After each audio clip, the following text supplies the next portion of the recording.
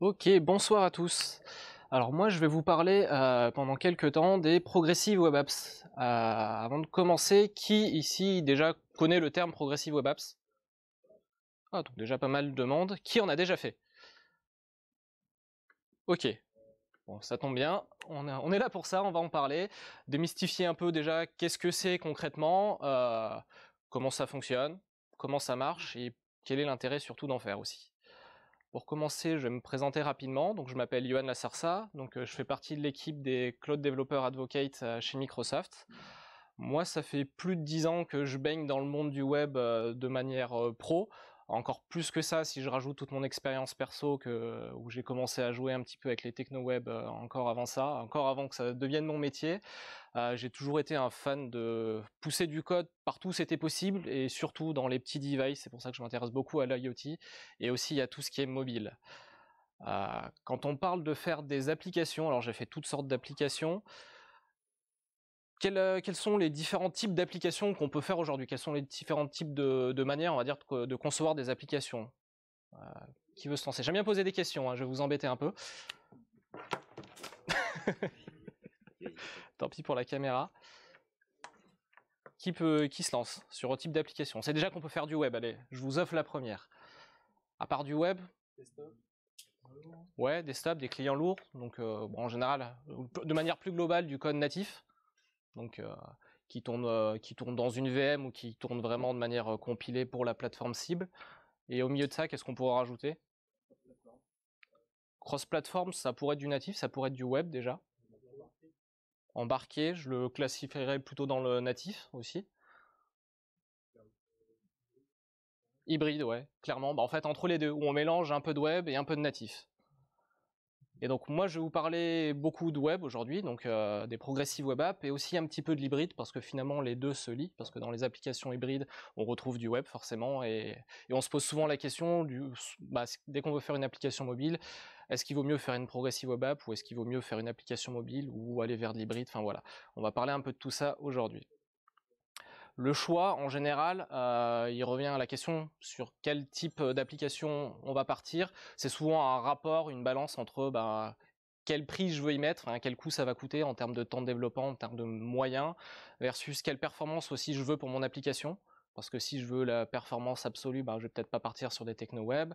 Et aussi, quelle est la portée que je veux aussi pour distribuer mon application. Donc voilà, c'est en se posant ces questions-là qu'on va aussi déterminer, orienter notre choix vers quel type d'application on va créer. Donc, on va commencer par d'abord la vraie question, qu'est-ce qu'une progressive web app? Alors déjà, je vais commencer par dire ce que ce n'est pas. C'est pas un framework. Il n'y a pas un framework pour faire des progressive web apps. C'est pas non plus une technologie en particulier. Progressive web app, c'est avant tout une web app. Donc jusque-là, je ne vais pas vous impressionner avec ça. C'est une web app qui va respecter un certain nombre de bonnes pratiques. Voilà. Donc on va poser les bonnes bases. Une progressive web app, voilà, c'est un ensemble de bonnes pratiques, un ensemble de technologies qu'on va appliquer dans nos applications pour voilà, faire une application qui va respecter tout un tas de critères qu'on va voir après.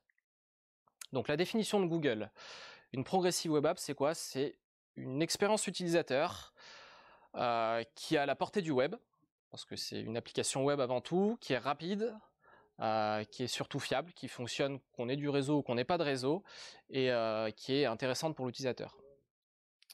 Et la partie qui est vraiment intéressante dans cette définition pour moi, c'est la partie expérience utilisateur.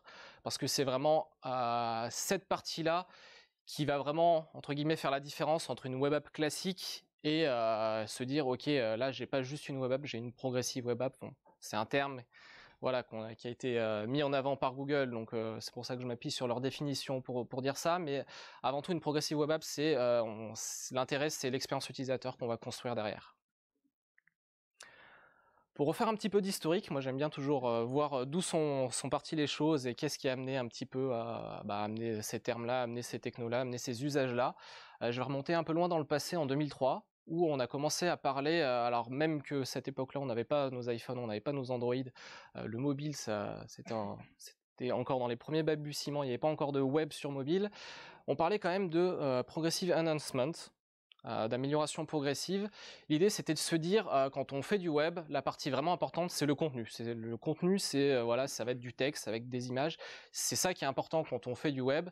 C'est pas forcément comment on veut le présenter, ça vient après. Ce qu'on veut, c'est faire du contenu. Ce qu'on veut, c'est le rendre accessible au plus grand nombre. Et après, on va adopter, on va voir comment on peut utiliser les dernières technologies qui vont sortir au fur et à mesure. Donc ça, c'était un peu l'époque où on avait tout un tas de navigateurs différents avec des technos pas forcément compatibles les unes après les autres. Donc l'idée, c'était, on construit notre page web pour le contenu en premier, et après, on va détecter comment on pourra améliorer notre contenu en rajoutant, je sais pas, des animations, des vidéos, du son, selon ce qui est disponible sur le navigateur web, la plateforme sur laquelle on tourne. Donc c'était un peu les concepts de base qui remontent à cette époque-là. Un grand changement a été amené dans le monde du web à partir de 2007, lorsque l'iPhone est sorti, tout bêtement. Il est sorti à la même époque où on commençait à parler un peu partout de Web 2.0, d'Ajax, d'applications un peu plus dynamiques. Pourquoi je mets l'iPhone au milieu de ça? Tout simplement parce que c'était le premier téléphone qui était capable d'exécuter sur un device mobile le vrai web, pas un web bridé comme on pouvait avoir à l'époque sur les téléphones qui exécutaient des runtime Java comme le N95 qu'on avait, ou des navigateurs qui transformaient un peu les choses à leur sauce et qui exécutaient pas vraiment un site web standard. L'iPhone, c'était le premier à embarquer un vrai navigateur web complet. Et chose très intéressante, surtout quand on va regarder l'historique et aujourd'hui où Apple en est, c'est qu'à l'époque où l'iPhone est sorti, la seule façon pour les développeurs et qui voulaient s'y intéresser à faire des applications dessus, c'était de faire des applis web. Quand ils ont présenté l'iPhone, vous voulez développer dessus, faites des web apps. Il n'y avait pas d'autres, il n'y avait pas de SDK encore, il n'y avait pas d'App Store à cette époque-là. Fallait faire des web apps. Donc dès la première version de l'iPhone, ils ont introduit le concept d'application web qui pouvait s'installer en tant qu'application sur le téléphone, avec une petite icône sur la page d'accueil du téléphone, dès la toute première version de l'iPhone, et voilà, c'était une web app qu'il y avait derrière. Donc je trouve ça quand même assez intéressant parce que ça a changé pas mal de choses derrière. Alors, en 2008, Apple a introduit Sproutcore. Alors, qui connaît Sproutcore? À qui ça parle? Je m'y attends. Ouais, une personne dans le fond. Je m'y attendais un peu. Alors, Sproutcore, c'est quoi? Ils l'ont sorti justement pour mettre un peu en avant ce qu'ils avaient présenté l'année d'avant avec l'iPhone. C'est pour dire, ok, vous pouvez faire des applications web qui vont ressembler à des applications natives qui tournaient à l'époque, qui étaient conçues par Apple sur le téléphone. Mais vous pouvez les faire en web, en JavaScript. C'était un des premiers frameworks JavaScript modernes. Mais personne s'y intéressait parce qu'en fait, en même temps, ils ont introduit leur SDK iOS et l'App Store. Donc tout le monde a préféré aller faire du vrai développement natif dessus plutôt que de s'intéresser aux applications web, sachant que la puissance limitée du device à l'époque des premiers iPhones, c'était quand même pas encore ça quand on voulait faire des applications web complexes. Donc les gens ont préféré partir vers du natif et se tourner vers l'App Store. En 2009, il y a une librairie qui est assez connue, qui connaît Modernizer, une librairie JavaScript, voilà, déjà un peu plus de monde, qui a commencé à être beaucoup utilisée, justement à cause de l'arrivée du mobile dans le paysage web global, pour être capable de détecter un peu les fonctionnalités du navigateur sur lequel votre application tourne. Par exemple, savoir si on est sur un device qui est tactile, sur un device qui supporte la vidéo, quel format vidéo, etc. Donc ça permettait justement de mettre en place l'approche d'amélioration progressive qui a été introduite des années bien avant. Mais voilà, c'était la librairie qui permettait de commencer à mettre en place ces concepts-là. En 2010, on a commencé à entendre un peu partout le terme de responsive design, qui a été un peu popularisé par Ethan Marcotte, qui est un designer qui a sorti un livre du même nom. Donc, qui connaît aujourd'hui les principes de responsive design? En tout cas, qui en a déjà entendu parler? Donc quand même pas mal de monde, voilà, quasiment tout le monde aujourd'hui. Le responsive design, je ne vais pas forcément revenir dessus, c'est l'idée, donc on est capable de faire un site web qui va s'adapter en fonction du device sur lequel il va tourner, donc que ce soit un téléphone, une tablette, un frigo, une montre, le site web va être capable d'adapter son contenu pour afficher la bonne présentation en fonction de la taille de l'écran. Un peu plus tard, même beaucoup plus tard, parce que c'est 5 ans après, on a commencé à entendre parler de Progressive Web App. Donc c'est un terme qui a été popularisé par Alex Russell. Donc c'est un ingénieur de chez Google. Donc c'est pour ça que j'ai ressorti aussi la définition de chez Google derrière, parce que c'est Google qui a beaucoup poussé la techno initialement. Progressive Web App, on va voir un peu plus tard, c'est quand même l'évolution et l'intégration surtout de toute cette évolution de technologie. Le fait de se dire, bah voilà, on est capable de détecter les fonctionnalités du device, on est capable de s'adapter au type de device sur lequel on fonctionne, à sa taille d'écran, et de respecter tout un tas de critères. Et pourquoi on s'intéresse de plus en plus aux progressive web apps aujourd'hui?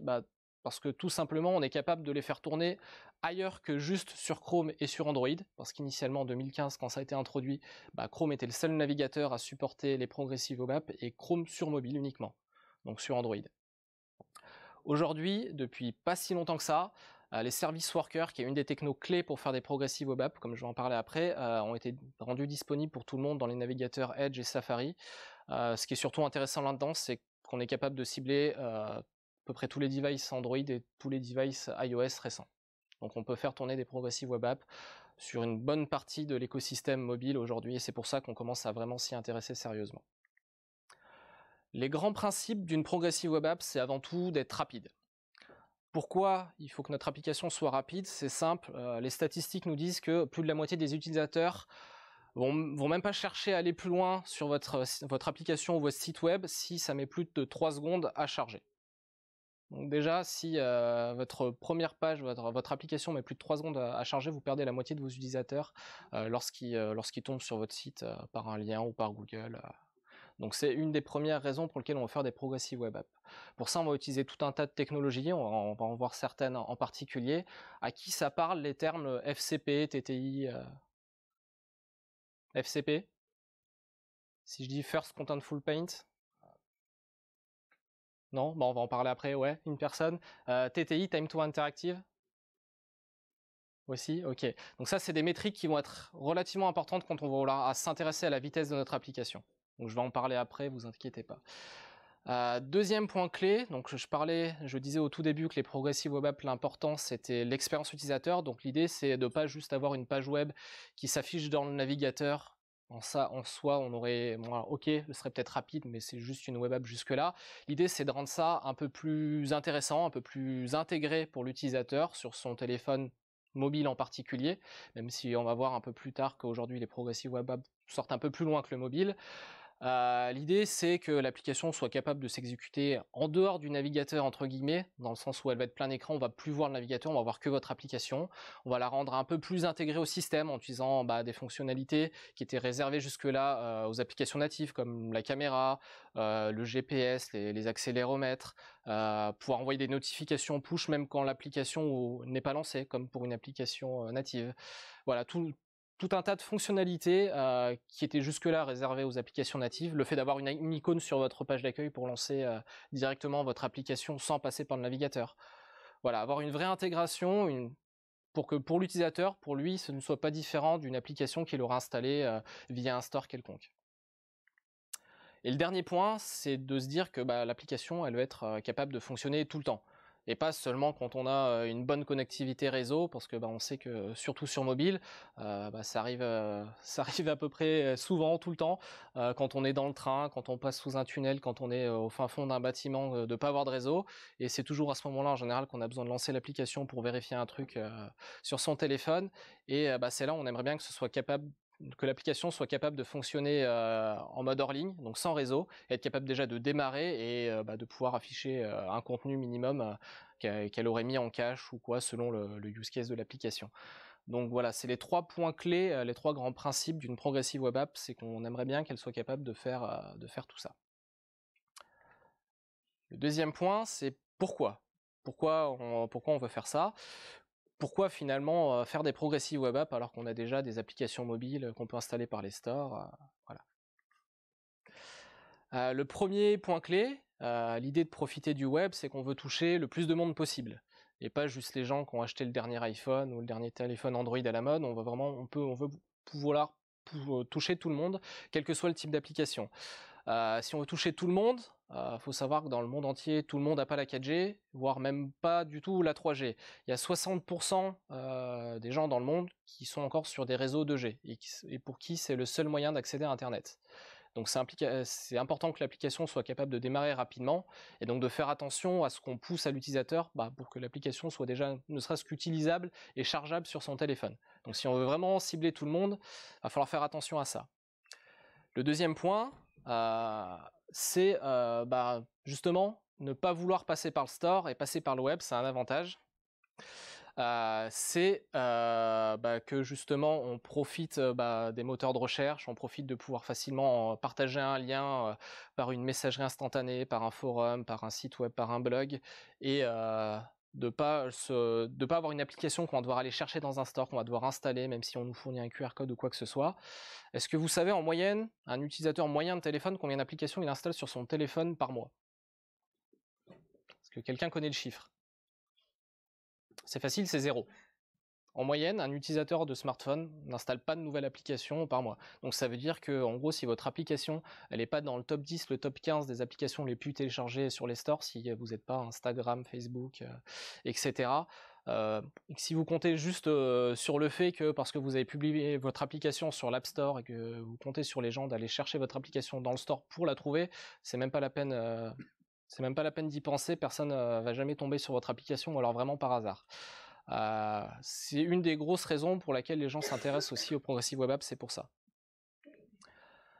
Le troisième point, pourquoi faire une Progressive Web App plutôt qu'une Web App? C'est une question d'engagement de l'utilisateur. Le fait de passer par une Progressive Web App, on veut se rapprocher du mode d'interaction que l'utilisateur a plutôt avec les applications mobiles. Et le type d'engagement mobile versus web, c'est pour les chiffres, c'est pour un utilisateur d'application mobile, son engagement c'est à peu près 87% pour une application mobile versus 13% pour une application web. Ce que ça veut dire, ce que j'entends derrière engagement, c'est le temps qu'il va passer sur votre application et la probabilité qu'il a d'y revenir, donc de la relancer. Si vous avez une appli web, en gros, il y a de fortes chances pour que l'utilisateur il passe un peu de temps et puis il zappe rapidement un autre onglet, il passe à autre chose. Alors que lorsqu'on est dans un contexte d'application mobile, le fait que déjà qu'on soit dans du plein écran, ça nous incite moins à switcher d'application. Et en général, les utilisateurs sont amenés à y passer plus de temps. Donc ça, c'est des stats. J'ai plus les sources indiquées là, mais voilà, on peut les retrouver assez facilement. Les utilisateurs passent plus de temps sur leur application mobile, en tout cas lorsque c'est affiché en plein écran, donc une Progressive Web API compris, que sur juste une page web toute simple. Le dernier point, c'est le coût de développement. Une Progressive Web App, c'est une web app, donc c'est cross-platform si vous mettez au moins le minimum dessus, versus si vous voulez faire une application pour iOS, pour Android, ça va coûter plus cher, quelle que soit la techno, même si vous partez sur l'hybride, ça va être un peu plus compliqué, donc forcément un peu plus coûteux. Et le dernier point, c'est la liberté de déploiement. C'est du web, donc vous choisissez quand vous voulez pousser une nouvelle version. Vous n'avez pas besoin de passer par un store Android ou Apple. Vous n'avez pas besoin d'avoir le coup de tampon d'Apple qui vous dit OK, vous avez le droit d'avoir votre application dans le store ou non. Enfin voilà, vous choisissez, c'est vous qui faites comme vous voulez. Donc ça, c'est toutes les raisons qui peuvent nous pousser à faire des Progressive Web Apps. Maintenant, on va s'y intéresser à comment on va faire ça. Alors ça, c'est la checklist que j'ai retenue pour faire le minimum d'une Progressive Web App qui va être reconnue en tant que telle selon tout un tas de critères, notamment les critères de test que je vous montre après, les outils de Chrome. Une Progressive Web App, ça doit être servi en HTTPS pour des raisons de sécurité, confidentialité des données qu'on peut avoir dessus. Si votre appli vous la servez en HTTP, Chrome la considérera pas comme une Progressive Web App et Google va diminuer son ranking, donc vous aurez un peu moins de SEO sur votre application, un peu moins de trafic. Donc HTTPS, c'est un des premiers critères si vous voulez dire que votre application est une Progressive Web App. La deuxième, c'est que l'application doit être faite pour tourner sur du mobile et doit être capable de s'adapter à tout type de taille d'écran, que ce soit téléphone, tablette, desktop. Voilà, votre application doit être responsive. Le troisième point, votre application doit répondre lorsqu'il n'y a pas de réseau. Donc il faut qu'elle soit capable de se lancer et au moins d'afficher quelque chose. Si possible, ce serait mieux que ce soit quelque chose d'intéressant et d'utile pour l'utilisateur lorsqu'il n'y a pas de réseau. Pour ça, on va utiliser des service workers comme on va voir après. Il faut que votre application ait un manifeste. Un manifeste, c'est un fichier qui va décrire votre application, dire comment elle fonctionne, ce qu'elle fait, éventuellement donner une icône pour que ce soit joli et installé sur l'écran de l'utilisateur s'il choisit de l'installer. Voilà, c'est un fichier qui va décrire votre application pour les plateformes sur lesquelles elle va être exécutée. il faut qu'elle se lance rapidement. Il faut que l'utilisateur soit capable d'interagir avec l'application en moins de 10 secondes. Donc le time to interactive, la métrique que je vous ai dit tout à l'heure, c'est ça. C'est le temps entre le temps de chargement de l'application et le temps où l'utilisateur, lorsqu'il va cliquer sur un bouton, il va vraiment se passer quelque chose. Et ça va pas être juste affiché, c'est l'application va vraiment répondre et voilà, l'utilisateur va pouvoir interagir avec l'application. Cette métrique-là, c'est simple, c'est que si vous la respectez pas, c'est pareil, votre ranking il va diminuer dans les moteurs de recherche. Et ça voilà, notamment Google, aujourd'hui, il applique tout un tas de tests sur les applications web, notamment pour vérifier la compatibilité mobile. Et si vous respectez ce critère-là, vous aurez des points bonus. Et bien sûr, on fait une application web, donc l'idée c'est qu'elle soit capable de tourner partout, sur tous les navigateurs et tous les devices. Alors moi, je considère ça comme une... Bien sûr, on peut rajouter plein de choses en termes de Progressive Web App. C'est la checklist minimale et je vais surtout vous parler aujourd'hui de ces 3 points-là parce que la partie responsive, bon, j'ai vu que vous êtes déjà tous, vous connaissez déjà tous à peu près. La partie HTTPS, c'est pas forcément le plus intéressant à s'étaler dessus. Donc, on va surtout parler du offline, du manifeste et de comment rendre l'application rapide. Donc le service worker. Le service worker, lorsqu'on veut l'utiliser pour permettre à votre application d'afficher du contenu et des données lorsqu'il n'y a pas de réseau, vous allez concevoir un bout de code JavaScript qui va tourner dans un thread séparé, dans un contexte différent, qui va être utilisé pour lancer votre application et qui va servir de proxy en fait pour toutes vos requêtes réseau. Donc ça veut dire que dès que votre application web va faire une requête une requête HTTP pour aller récupérer des données quelque part sur votre serveur, ça va passer par le service worker. Selon la logique que vous aurez configurée, il va mettre les données qu'il aura reçues dans un cache et ça va arriver à votre web app. Si jamais un peu plus tard l'utilisateur perd le réseau, c'est le service worker qui va répondre du coup au lieu de votre serveur à vous et il va réutiliser les données qu'il aura mis en cache. Et pour votre application, votre web app, ça va être complètement transparent. Pour lui, ce sera comme si, pour elle, ce sera comme s'il y avait du réseau. Et du coup, elle sera capable de continuer à fonctionner si vous avez bien mis en place et configuré le service worker correctement. Donc ça, c'est les bases. Pour faire ça, vous pouvez soit vous amuser à faire du service worker à la main, soit utiliser des librairies qui vont déjà avoir tout un tas de cette logique-là programmée pour vous avec différentes stratégies de caching. Alors vous pouvez utiliser Workbox, si vous utilisez le framework Angular, vous pouvez utiliser la librairie, c'est déjà intégré avec tout l'outillage et la CLI, le Angular Service Worker, donc ça permet de gérer le caching, le offline et les notifications push notamment. Si vous êtes juste intéressé par le offline et que vous utilisez n'importe quel framework, vous pouvez utiliser juste UpUp qui vous permet d'avoir une application qui répond lorsqu'elle est offline en mettant en cache toutes les données. Et vous pouvez configurer ça, savoir quel type de données vous voulez mettre en cache. Vous pouvez aussi rajouter du pré-caching, des choses comme ça. Ou alors utiliser un plugin pour Webpack qui au moment du build va générer un service worker pour vous selon votre config et vous allez pouvoir choisir quelles données vous allez vouloir mettre en cache. Donc il y a plusieurs approches. Vous pouvez aussi choisir de coder votre service worker à la main. Pour ça, si ça vous intéresse en tout cas de savoir, ne serait-ce que pour la culture, savoir ce qu'il y a derrière les librairies que je vous ai montré juste avant, vous pouvez aller sur le site où l'URL est super facile à retenir, ça s'appelle serviceworker.rs, Service Workers. Ça a été fait par Mozilla et ce qui est super intéressant pour voir comment ça fonctionne, c'est qu'il y a tout un tas d'exemples qui sont basés sur des use cases. Des use cases en général qui sont utiles, qu'on peut vraiment rencontrer nous au quotidien, avec une petite terminologie du genre c'est facile à faire, c'est vert, c'est un peu plus compliqué, c'est orange, ou c'est un peu plus avancé, il faut connaître déjà bien savoir comment ça marche et c'est rouge. Sur les use cases, il y a tous les codes qui sont disponibles et ça marche quel que soit le framework. Donc c'est tout du vanilla JavaScript, c'est pas rattaché à un framework donné. Et c'est vraiment bien si vous voulez creuser et vraiment comprendre comment fonctionnent les service workers et ce qu'on peut faire avec. Et ça va plus loin que juste faire du caching de données pour le offline. Les service workers, on se pose la question, j'en ai parlé un peu tout à l'heure, est-ce qu'on peut l'utiliser? Oui, depuis fin 2018 maintenant. Aujourd'hui, ça tourne dans tous les navigateurs. Il y aura une petite exception que dont je vous parlerai tout à l'heure, mais les navigateurs que vous avez de base sur tous les devices permettent d'utiliser les service workers. Donc on peut faire des progressive web apps qui répondent en mode offline, notamment sur iOS qui a été un des derniers à l'implémenter correctement. Parlons rapidement du manifeste. Donc le manifeste, c'est un fichier JSON qui va décrire votre application.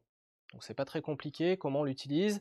On rajoute un lien dans les headers de votre fichier index.html qui pointe vers votre fichier manifeste. Vous dites juste que ça va être ce fichier-là qui sera votre manifeste.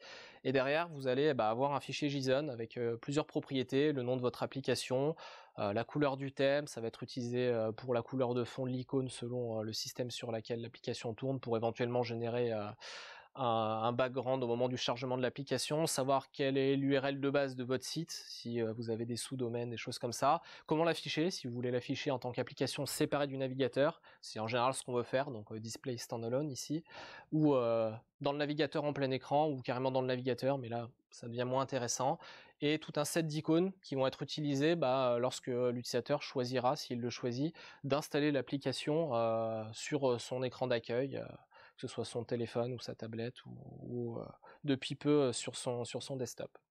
Donc voilà, c'est un fichier de description, ça coûte pas grand chose à mettre en place. Pour la compatibilité, c'est un peu plus compliqué aujourd'hui. On voit qu'il y a beaucoup de rouge. Ce qu'il faut retenir, c'est que quasiment tous les navigateurs mobiles aujourd'hui supportent le Web App Manifest, ou en tout cas ce qui est utile pour l'utilisateur, à savoir au moins utiliser l'icône pour qu'il puisse installer votre application comme n'importe quelle autre application qu'il peut avoir récupérée d'un store sur son téléphone, sur son device.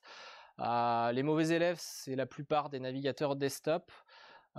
Chrome et la prochaine version de Edge supporte comme il faut les Web App Manifest, donc et permettent d'avoir des desktop PWA, donc des Progressive Web App qui sont installables sur desktop. Firefox alors respecte pas tout à fait les Web App Manifest, mais a quand même une option pour rajouter une icône qui permet de lancer directement votre application depuis votre écran d'accueil. Même s'il est marqué en rouge, ça fonctionne quand même un petit peu sur Firefox. Le mauvais élève ici, c'est quand même Safari. C'est surtout ça qu'on va retenir. Le jaune, c'est quoi? Le rouge, ça marche pas, le vert, ça marche, le jaune... Et le jaune, c'est il n'y a pas tout qui est supporté. Voilà. Ça supporte sur iOS, ça supporte les choses vraiment de base, mais pas tout. C'est notamment des restrictions au niveau de la sécurité qui peuvent être décrites via le fichier manifeste qui ne sont pas supportées sur Safari. Ça supporte l'icône, ça supporte le nom de l'application, mais voilà, pas beaucoup plus. Maintenant, on va parler de la vitesse. Donc, pour avoir un time to interactive, si on s'intéresse à cette métrique-là, d'inférieur à 10 secondes lorsqu'on est sur de la 3G, il n'y a pas de secret, il faut que votre application soit capable d'aller vite. Et d'aller vite, c'est se charger vite, et une fois qu'on l'a chargé, d'être capable de s'exécuter rapidement pour que l'utilisateur soit capable d'interagir avec. Donc ça, c'est avec notre cible. Comment on va pouvoir faire ça? On va utiliser principalement un outil qui s'appelle Lighthouse. Alors, est-ce que ça parle à des gens, Lighthouse? Qui connaît cet outil? Un peu moins de monde. Donc c'est un outil à la base qui était un standalone qui a été développé par Google, qu'on retrouve aujourd'hui dans l'onglet Audit de Chrome. Donc quand on ouvre l'onglet Audit de Chrome, ça ressemble à ça. Il va vous proposer, vous aurez un gros bouton Run Test, de tester votre application selon votre site web selon différents critères, et il va vous ressortir tout un tas de métriques. Donc moi je suis pas de Paris, hein, donc voilà, moi je suis de Grenoble. J'ai voulu tester sur un site web au hasard, regarder un peu la performance. Donc là, typiquement, on va retrouver tout un tas de métriques. Alors là, c'est peut-être un peu petit. Ici, on va retrouver par exemple le First Contentful Paint. C'est quoi cette métrique-là? J'en ai parlé au début. C'est tout simplement le temps. Là, vous avez tout un tas du déroulé du screenshot sur la timeline. On voit pas dessous, mais il y a en fonction du temps, de comment va s'afficher votre site web au fur et à mesure que ça charge. C'est le temps entre j'ai rentré l'URL et j'ai appuyé sur entrée, et il y a quelque chose d'intéressant qui s'affiche pour l'utilisateur. La deuxième métrique intéressante, c'est le time to interactive, qui est ici de 25 secondes. Donc ça veut dire que l'utilisateur, entre le temps où il a chargé sa page et le temps où il peut cliquer sur un lien, il va vraiment se passer quelque chose, il doit attendre 25 secondes. En 3G. Je précise parce que là les tests ils simulent une connexion 3G. Donc voilà, il y a tout un tas d'autres métriques que vous pouvez regarder. Ce qui est intéressant surtout là-dedans, c'est qu'il va vous donner des conseils sur comment améliorer. L'outil va vous dire, voilà, par exemple, vous n'utilisez pas de bundling, vous n'avez pas activé la compression sur votre serveur, là il y a telle image qui n'est pas compressée qui pourrait être améliorée, vous pouvez peut-être changer de format, peut-être que utiliser du bitmap c'est pas intéressant, peut-être utiliser du JPEG, voilà. Il va regarder qu'est-ce qui ne va pas dans votre application et vous dire voilà quelques conseils sur comment améliorer ça. Donc il y a plusieurs critères, il y a la performance, donc ça c'est ce qui nous intéresse, mais aussi l'accessibilité, les bonnes pratiques en général. C'est sûr que la SEO, par contre, ça ils l'ont travaillé, ça se voit. Et il y a aussi une dernière catégorie qui est Progressive Web App. C'est si votre application a un service worker et a un fichier manifeste, il va la tester en tant que Progressive Web App pour voir si vous respectez bien tous les critères. Donc vous allez pouvoir aussi tester votre application pour voir si elle respecte la checklist Progressive Web App. Et comme d'habitude, il va vous donner aussi quelques conseils pour qu'est-ce qu'on peut améliorer pour que ça aille mieux. Donc, ok, maintenant qu'on sait mesurer comment on va vite, la question c'est comment on fait pour que ça aille vite. Donc pour ça, on va utiliser plusieurs techniques. La première, vous la connaissez sûrement, c'est faire des bundles de JavaScript. Ok, faire des bundles de JavaScript et donc c'est-à-dire packager tous les fichiers de code que vous avez utilisé pour développer votre application. Vous n'avez pas à charger 10 000 fichiers de modules que vous avez utilisés. Vous allez essayer de packager ça en plusieurs gros paquets et de charger le minimum pour afficher le premier écran de l'utilisateur et de les loader tout le reste, tout ce qui n'est pas important finalement, pour afficher quelque chose d'utile à l'utilisateur avant qu'il puisse naviguer vers une autre page ou autre. On va plutôt essayer de mettre en lazy loading tout le reste, tout ce qu'on peut. Donc je ne vais pas forcément parler du bundling lazy loading, je vais m'intéresser surtout à la suite, donc notamment le server-side rendering. Donc server-side rendering, oui, c'est bien ce que ça veut dire, c'est faire une partie du rendu sur le serveur, mais pas comme il y a 10 ans, pas comme à l'époque où on faisait du J2E et on faisait des applications où on codait tout et tout était rendu par le serveur et à chaque clic il fallait que le serveur recalcule tout et redonne un fichier HTML complet à l'utilisateur. Alors c'est un petit peu différent. L'idée du SSR, enfin quand on parle de SSR aujourd'hui, c'est de l'associer à des single page applications, des single page applications, pardon. Donc on peut faire avec React, Vue, Angular. Et vous avez peut-être entendu parler le terme d'application universelle. Donc voilà, quand on parle d'application universelle, on parle d'une SPA qui va être rendue couplée à du SSR pour un premier rendu. Et c'est surtout ça dont on va parler, puisque la métrique qui va nous intéresser, c'est le premier rendu pour l'utilisateur. Le temps qu'il va avoir pour pouvoir interagir avec l'application la première fois qu'il va charger votre site. Donc, l'idée c'est quoi? C'est que le tout premier rendu, votre page d'accueil, la première chose que l'utilisateur va voir lorsqu'il va aller sur votre site, le rendu va être fait par le serveur, pour que ça aille plus vite. Le serveur va renvoyer du HTML, comme ça, côté client, on n'aura pas grand-chose à calculer. On va essayer d'intégrer dans le HTML tout ce qu'il y a besoin, notamment le CSS minimum pour que le rendu se fasse correctement et pas avoir encore à aller chercher d'autres ressources derrière. Donc pour que pour l'utilisateur, il y ait quelque chose déjà qui s'affiche très rapidement. Donc ça va être la métrique, le first contentful paint qu'on essaie d'optimiser là. Pendant ce temps-là, une fois qu'on a affiché quelque chose à l'utilisateur, le temps que lui commence à lire le contenu et peut-être réfléchir à sur quel bouton il va vouloir cliquer, on va en background aller chercher la vraie application, entre guillemets, le code JavaScript de votre single page app derrière. Et on va faire une réconciliation, on va appeler ça la réhydration derrière, pour que finalement le code HTML statique redevienne votre SPA telle qu'elle aurait été sans passer par le rendu côté serveur. Et à partir de là, lorsque l'utilisateur va cliquer pour naviguer dedans, ça va être votre SPA normal qui prend le relais et le serveur n'a plus rien à voir là-dedans. Tout va se passer côté client. Donc c'est le principe qu'on met derrière. Donc là ici on optimise vraiment le premier rendu. Donc pour faire ça, encore une fois, on retrouve pas mal de librairies, notamment Angular Universal si vous faites de l'Angular. Si vous faites du React, vous allez en général plutôt vous tourner vers Next.js, pourvu Next.js. L'idée, c'est la même chose derrière, c'est vraiment effectuer ces étapes-là. Un autre pattern qu'on va vouloir appliquer, encore une fois, ça a été poussé par Google derrière. Je crois que ça a été poussé par l'époque par l'équipe Polymer à l'époque lors d'une Google I.O. Le pattern PRPL, c'est 4 grands principes. C'est si on peut, parce que tous les navigateurs ou tous les clients aujourd'hui ne supportent pas et tous les serveurs non plus, si on utilise HTTP2, il y a une fonctionnalité d'HTTP2 qui permet, lorsqu'on fait une requête, de pousser du contenu depuis le serveur vers le client. Donc l'idée c'est si le client supporte HTTP2 et que vous avez bien configuré votre serveur, c'est lorsqu'il va vouloir faire sa première requête pour afficher l'application, on va lui pousser tout ce qu'il a besoin, peut-être les images, le JavaScript minimum, les bundles qui vont arriver après, on va tout lui pousser avec la même requête pour que ça aille plus vite. Donc ça c'est une fonctionnalité d'HTTP2. On va vouloir faire le rendu initial de la première route. Donc ça peut être avec du SSR, mais pas nécessairement. On va voir qu'il y a d'autres techniques aussi, notamment on peut faire le rendu initial à la compilation de l'application. Angular permet de faire ça par exemple. On va vouloir cacher les routes vers lesquels l'utilisateur voudra aller après le chargement initial de l'application, parce qu'il y a quand même de grandes chances qu'il ne va pas rester sur la page d'accueil de votre application, qu'il va vouloir peut-être aller dans un autre écran. Donc on a dit qu'on voulait faire du lazy loading pour que ça aille vite, mais pour pas qu'il ait à attendre avec le deuxième écran, on va peut-être vouloir, dès que possible, aller charger et mettre en cache les bundles suivants. Et du coup, pour la suite, pour tout ce qui arrivera peut-être plus tard, on va pas non plus charger trop de choses dans le côté client. On va garder tout ce qu'on aura estimé pas forcément nécessaire de charger tout de suite pour votre application, et ce sera les loader plus tard. Donc ça, c'est les 4 grands principes. Couplé et s'appuyant un peu sur ces principes, on retrouve aussi la notion d'application shell, donc la coquille de votre application. C'est quoi? C'est tout bêtement de se dire qu'il y a quand même une partie de votre application mobile en général qui va pas bouger.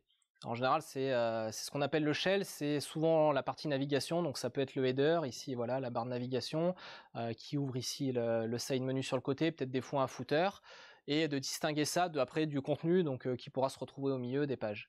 Donc l'idée, c'est le shell de votre application, on va vouloir le mettre en cache côté client pour qu'il s'affiche instantanément les fois d'après où votre utilisateur, parce qu'on aimerait bien qu'il revienne quand même peut-être sur votre application, surtout si vous avez travaillé pour faire une progressive web app, pour que ça s'affiche instantanément et que le contenu éventuellement il s'affiche plus tard, s'il y a du réseau, s'il y a besoin de faire une requête, ou voilà. Donc l'idée, c'est d'avoir à travers ce pattern-là, de fournir quand même un petit peu la même expérience qu'on a lorsqu'on charge une application native, où en général on a quelque chose qui s'affiche tout de suite, et éventuellement du contenu qui s'affiche après dans votre application.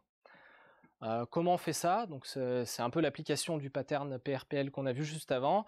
L'idée, c'est qu'on a le point d'entrée de votre application, on a un premier bundle qui va contenir que le shell, donc la partie navigation, vraiment la partie minimale et essentielle de votre application. Vous faites ça dans un bundle. Tout ce qui est vue, contenu, les pages qui vont arriver après, vous mettez ça dans des bundles séparés. Vous allez éventuellement les pousser si vous avez un serveur HTTP2 pour que ce soit mis en cache une fois que le shell aura chargé. Et voilà, tout ça va être les loadés après. Et ce qui est intéressant, c'est d'avoir cette application shell qui va arriver très très vite à l'utilisateur pour qu'il ait quelque chose d'affiché et en plus avec lequel il va pouvoir interagir. Donc cette application shell là, on va vouloir lui faire un rendu initial qui va très vite. Je disais, on peut le faire avec du SSR. On peut aussi le faire, il y a plusieurs technos qui permettent de compiler ça. Donc si vous voulez même pas faire ça, avoir un premier rendu côté serveur, parce que des fois c'est un peu compliqué à mettre en place, Angular permet si vous avez un module, de dire ok, ce module là ça va être mon shell, je veux qu'il soit compilé au moment où vous faites le build de votre application. Vous aurez la version statique de cet écran là qui sera compilé en tant qu'application shell, qui sera mis en cache avec le service worker qui vient à côté, et du coup ce sera le premier bundle, et l'utilisateur, lorsqu'il va charger ça, il aura déjà un truc affiché, et il n'y aura pas le JavaScript qui aura besoin de s'exécuter pour que l'utilisateur commence à voir des choses à l'écran. Donc c'est ça qui est intéressant. Ok, on a notre application qui est rapide maintenant, on a notre super progressive web app, maintenant qu'est-ce qu'on en fait? Donc on va s'intéresser à la distribution. La distribution, si on s'intéresse à la partie desktop, ça reste une application web, on la pousse quelque part, on peut la consommer depuis un navigateur, que ce soit le navigateur de votre mobile, que ce soit le navigateur de votre desktop, et voilà. Si on est sur Chrome, si on est sur Safari, si on est sur Samsung Navigateur, Samsung Internet, je sais plus comment il s'appelle, voilà le navigateur par défaut de votre téléphone, et que vous avez sur une progressive web app, souvent le comportement qu'on va avoir, c'est au bout de quelques visites, vous allez avoir votre navigateur qui va vous dire est-ce que vous voulez installer cette application? En gros, on a vu que vous revenez sur ce site assez souvent, est-ce que vous voulez l'installer en tant qu'application autonome sur votre téléphone? Et là, si vous cliquez sur OK, vous allez avoir une icône, et la progressive web app sera installée comme n'importe quelle autre appli de votre téléphone. Si vous voulez mixer un peu la distribution, peut-être pour tester justement si vous voulez avoir votre appli qui est disponible sur les stores, il y a des marques, j'ai travaillé pour pas mal de clients qui voulaient avoir l'application qui était disponible dans l'App Store, iOS Store, pour que les gens tapent le nom de l'entreprise dans l'App Store. On ne sait pas pourquoi ils auraient voulu le taper en premier lieu, mais voilà, ils trouvent l'application par ce biais-là. On peut repackager la Progressive Web App en tant qu'application mobile. C'est supporté nativement côté Android. Si vous ouvrez Android Studio, aujourd'hui, il y a une fonction qui vous permet de créer ce qu'ils appellent une Trusted Web Activity. C'est tout simplement, vous avez Progressive Web App, vous lui donnez l'URL, il va vous faire un package, et vous allez pouvoir le publier sur le store comme n'importe quelle application Android. Pour Windows, vous pouvez repackager une application web dans un package API et le pousser sur le Windows Store. Pour iOS, il n'y a rien. Par défaut, Apple vous dit ah non, faut pas le faire, faut faire que du natif, comme ça vous êtes bridé, il faut faire un code que pour Apple, que pour iOS. Vous pouvez faire utiliser Cordova ou d'autres technos que je vais vous présenter après pour packager votre application web dans une coquille native et la publier sur l'App Store. Par contre, ce sera plus vraiment une progressive web app parce qu'on va voir qu'il y a des limitations côté iOS qui font que typiquement ils ont désactivé les service workers si on n'utilise pas le Safari d'iOS de base. Et lorsqu'on utilise les WebView qui sont fournis avec le SDK d'iOS, les service workers sont désactivés parce qu'ils justement ils voulaient pas qu'on puisse faire ça. Si vous voulez juste prendre un site web, si vous travaillez sur une progressive web app et que vous voulez tester de publier ça sur les stores, il y a un site qui est assez sympa qui s'appelle PWA Builder, qui vous lui donnez une URL de votre application. Il va déjà tester, voir si vous respectez bien tous les grands principes, donc un peu à la manière de l'audit de Chrome, et il va être capable aussi de vous générer des packages pour Android, pour Windows et pour iOS justement, un package qui va vous encapsuler dans une application Cordova derrière. Donc si vous voulez tester simplement sans avoir installé tous les SDK, vous pouvez le faire directement en ligne. Alors ça c'est la petite parenthèse pour Apple. Je suis pas le seul à me plaindre du support des Progressive Web Apps côté Apple. Comme on l'a vu dans l'intro que j'ai fait tout à l'heure dans l'historique, c'était quand même les premiers à pousser les web apps sur mobile Apple, et aujourd'hui c'est les premiers et les derniers justement à avoir implémenté les normes pour faire des Progressive Web Apps et les technos associés. Et bon, ils font un peu exprès de traîner des pieds maintenant qu'ils ont leur App Store, ils préfèrent que les gens fassent des applications mobiles. Et voilà, il y a tout un tas de choses qui sont bridées côté Apple. Donc le Service Worker, c'est la plus flagrante, mais il y en a encore un paquet d'autres. Si vous vous intéressez à vraiment vouloir faire une Progressive Web App jusqu'au bout. Donc voilà. Côté iOS, on arrive à faire le minimum, avoir une application qui s'installe, avoir des notifications push, avoir le support du offline si l'utilisateur est passé par Safari et si vous n'êtes pas passé par l'App Store. Pour le reste, c'est un peu plus compliqué. Alors, je fais une petite parenthèse parce qu'avant de m'intéresser au Progressive Web App, j'ai fait beaucoup de mobile, du natif, de l'hybride. Et pourquoi, voilà, quels sont les avantages, les inconvénients, comment on passe de l'un à l'autre, pourquoi on voudrait pouvoir faire une Progressive Web App, une application hybride ou autre. J'en suis venu à faire ce tableau-là, à essayer de couper ça un peu. Alors à gauche, tout ce qui est du web, tout ce qu'il y a de plus basique, où on est tout à droite du natif, pur natif, et au milieu, les façons progressives de mixer un peu les deux.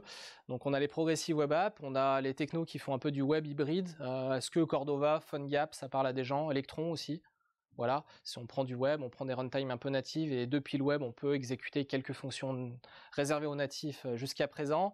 On a des frameworks qui font un peu plus côté natif en intégrant un peu de techno web du type React Native, Native Xamarin. Voilà, Flutter, on a eu un meet-up sur Flutter il n'y a pas si longtemps que ça, et après on pousse vers le natif. L'idée c'est qu'on a des compromis qu'on situé d'un côté ou de l'autre.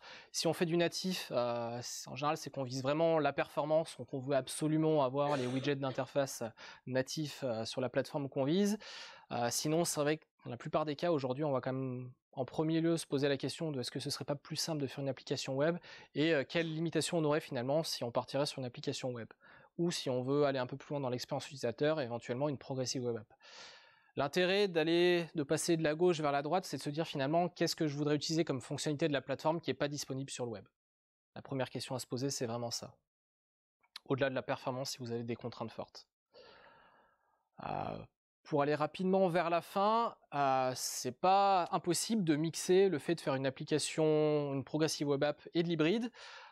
J'ai mentionné Cordova. Cordova, alors rapidement pour ceux à qui ça parle pas, c'est une plateforme qui me permet d'utiliser un navigateur embarqué dans une application coquille native et via tout un tas de plugins de pouvoir accéder à des fonctionnalités natives des devices mobiles.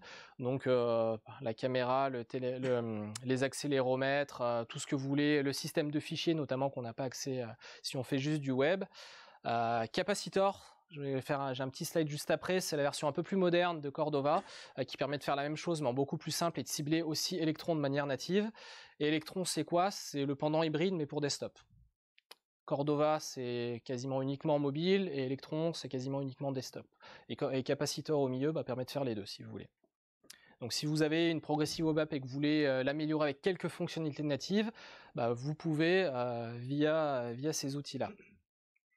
Donc Capacitor, moi j'aime beaucoup, c'est un outil qui est très récent, la version 1.0, elle date il y a à peine quelques mois du début d'année.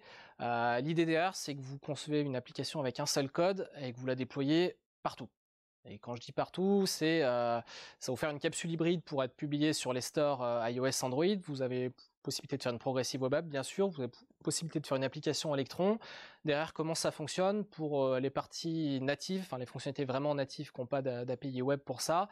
Il y a des plugins natifs qui sont propres à chaque plateforme. C'est beaucoup plus facile d'en faire qu'en Cordova. S'il y en a qui ont déjà fait cette expérience-là, c'était assez pénible. En Capacitor, c'est très simple. Ça a été une des principales raisons.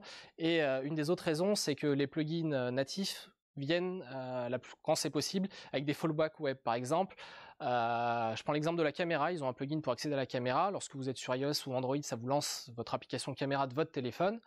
Lorsque vous êtes dans la Progressive Web App, si l'utilisateur utilise la version Progressive Web App, ça va lancer une simili interface qui ressemble à l'interface native du téléphone, mais vous n'aurez pas à la recoder vous-même. Ça va utiliser la caméra du navigateur, les API du navigateur web, mais ça va quand même ressembler à une interface de téléphone mobile. Donc pour pas trop dénaturer l'expérience. Et c'est open source, donc vous pouvez contribuer. Bon, je pourrais parler encore beaucoup plus longtemps sur les Progressive Web Apps parce qu'il y a énormément de choses à dire au-delà du juste le minimum, notamment sur le cycle de vie, les notifications push, l'authentification, bref, il y a énormément de choses à dire, mais je vais m'arrêter là pour ce soir. Donc, je pense que j'ai beaucoup parlé. Merci de votre attention. Les slides, vous pouvez les retrouver sur le web. Et si vous avez des questions.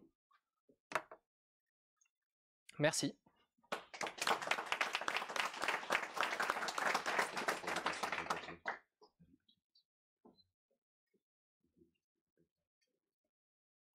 Ouais. J'ai une question par rapport à les technologies type Wasm, WebAssembly et tout ce qui débarque chez Blazor et tout ça. Est-ce qu'il y a une compatibilité? Est-ce qu'on peut mixer à terme ces technologies? Ou est-ce que ce ne sera pas possible? Alors je m'attendais à la question. La question c'est est-ce qu'on peut mixer Blazor et Progressive Web App? Chris me l'a posé tout à l'heure et malheureusement j'ai pas la réponse. Désolé. Mais par contre ça m'intéresse de creuser, donc voilà, si tu veux regarder sur Twitter, je pense qu'une fois que j'aurai la réponse, je ferai sûrement un article ou un petit tweet là-dessus parce que ça m'intéresse aussi de pousser la réponse et de creuser ça. Mais c'est une bonne colle. Est-ce qu'il y a d'autres questions?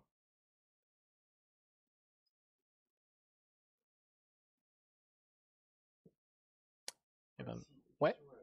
Ton sentiment par rapport à l'environnement iOS et l'évolution, est-ce que tu penses qu'un de ces quatre vont finir par accepter le fait de faire des PWA native, PWA supporté correctement sur iOS, ou ça reste quelque chose sur lequel le reste il va avoir tranché? Est-ce qu'il y a une tendance là-dessus? Est-ce que finalement Ok, donc ouais, là je répète la question. Donc c'est par rapport à iOS, comment est-ce que je pense que va évoluer le support des Progressive Web App? Aujourd'hui, il y a énormément de monde qui met la pression à Apple littéralement pour supporter les Progressive Web App et rattraper son retard. Comme on a vu quand même dans l'historique, c'était un peu les initiateurs finalement de ça, et aujourd'hui c'est les plus en retard sur ce domaine-là. Les service workers, ils ont mis un paquet de temps avant de s'y mettre, mais avec les communautés qui poussent et qui disent bon, il est peut-être temps quand même d'y aller, tout le monde s'y met, et là aujourd'hui on a un vrai besoin, il faut le supporter. Apple suit en traînant des pieds, mais suit quand même. Et aujourd'hui s'y met de plus en plus. Donc forcément, ils ont, à mon avis, pas d'intérêt économique à être les premiers à lancer, et à être les premiers en avance là-dessus. Par contre, ils vont devoir s'y mettre parce que tout simplement, si c'est supporté partout ailleurs, ça va être, ça va devenir un problème pour eux. On est d'accord que le problème est contournable en encapsulant dans Capacitor. Alors, si tu utilises Capacitor pour encapsuler une application ou une Progressive Web App sur iOS, tu n'auras pas le service worker qui va fonctionner. Donc ça veut dire qu'il faudra que tu t'appuies sur des plugins natifs pour pouvoir faire la même chose, c'est-à-dire mettre en cache des données et pouvoir les ressortir. Tu ne pourras pas t'appuyer sur le service worker parce que tout simplement les WebView, c'est la version, c'est le même Safari, hein, c'est le même moteur qui tourne dans le navigateur Safari et dans la WebView, à part que dans la WebView, Apple a choisi de brider tout un tas de techno. Et notamment, ça a énervé pas mal de monde parce que dans les premières versions bêta d'iOS 13, les service workers étaient activés dans les WebView. Donc on avait ce support-là, et dans la version finale, ils l'ont tout simplement désactivé, sans communiquer dessus, personne ne sait pourquoi. Donc on espère quand même que ça finira par être supporté correctement, mais en attendant, on est obligé de faire le workaround pour ça, en passant par d'autres moyens. Oui. Est-ce qu'il y a une technologie qui permet de choisir ce qu'on met dans le cache? Alors, est-ce qu'il y a une techno qui permet de choisir ce qu'on met dans le cache ou pas? Alors ça va pas être du local storage. Les technos ici, alors je sais plus le nom exact de la technologie, mais ça utilise une API de cache qui est propre au navigateur et qu'on peut utiliser par le local storage. C'est beaucoup plus que 50 mégas. Donc en général, on n'est pas forcément limité en termes de taille, en tout cas pas de manière évidente. On a plusieurs gigas si on regarde via l'API, on peut demander quelle est la taille de cache dispo. Alors c'est peut-être pas le cas sur des téléphones qui sont hyper restreints en mémoire. Par contre, oui, on peut choisir ce qu'on met en cache et selon les librairies que vous utilisez. Par exemple, si je prends un exemple que je connais bien, c'est la librairie pour Angular pour configurer les services workers. Vous pouvez déjà choisir la stratégie de cache. Est-ce que d'abord je fais l'appel réseau si j'ai le réseau bien sûr et je renvoie le cache, la version en cache que si j'ai vraiment pas de réseau, ou alors est-ce que je veux aller au plus vite? Si j'ai un cache, je renvoie toujours la première version et en tâche de fond je vais éventuellement regarder s'il n'y a pas une version à jour. Voilà, il y a plusieurs stratégies pour ça. Et bien sûr on peut choisir ce qu'on met en cache tout le temps, ce qu'on met en cache que on demand, ce qu'on va vouloir aussi pré-cacher, c'est-à-dire vouloir aller requêter même si l'utilisateur n'est pas encore allé sur la page. Voilà, on peut choisir, tout ça c'est configurable. Mais ça dépend de la librairie, et si vous voulez, vous codez le service worker à la main et vous allez encore plus loin. Mais en général, ça sert à rien de recoder finalement les patterns qui sont déjà implémentés dans ces librairies-là. Ça marche pour du get, tout ça, mais du coup, il y a des systèmes de mise en production, etc., pour que tu postes, etc., qui puissent stocker une action avec des clés. Alors, la plupart du temps, de base, les librairies vont pas le fournir. Ça va être à toi de le coder à la main. Si justement tu veux vouloir mettre en cache aussi toute la partie post, tout simplement parce que selon le type d'application, tu peux avoir des problèmes de réconciliation et de conflits qui peuvent arriver. Personnellement, je l'ai fait ce genre de système à l'époque où je faisais justement du Cordova avant même d'utiliser des services workers. Il y a plein de façons de le faire en gardant une historisation de chaque requête, en les rejouant dès que le réseau est disponible par exemple, et après en gérant les cas d'erreur, comment ça peut se passer, et la gestion des conflits, s'il y a besoin de merger des données ou autre. Si par exemple il y a plusieurs utilisateurs qui mettent à jour la même donnée, voilà, quelle stratégie on veut adopter là-dessus. Donc en général, ces librairies-là vont pas aller jusque-là, elles vont surtout mettre en cache le get pour vous, pour tout ce qui est stratégie justement de stocker des données en local et de les rejouer plus tard. Ça va être du code custom là qu'il va falloir implémenter.